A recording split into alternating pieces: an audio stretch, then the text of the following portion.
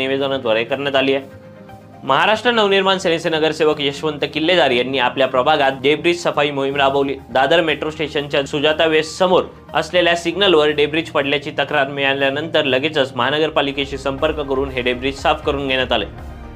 रत्नागिरी जिल्हा शासकीय रुग्णालयातील अपुऱ्या सुविधा आणि अनागोंदी कारभाराविरोधात मनसेने संताप व्यक्त केला।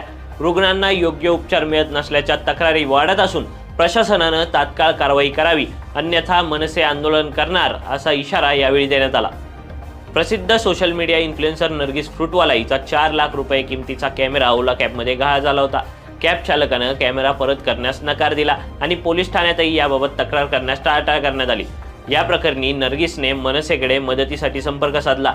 त्यानंतर मनसेचे वर्सोवा विधानसभा अध्यक्ष संदेश देसाई आणि शाखा अध्यक्ष लक्ष्मण वाघमोडे यांनी 24 तासात कॅब चालकाचा शोध घेऊन त्याच्या घराची झडती घेऊन कॅमेरा परत मिळवून दिला।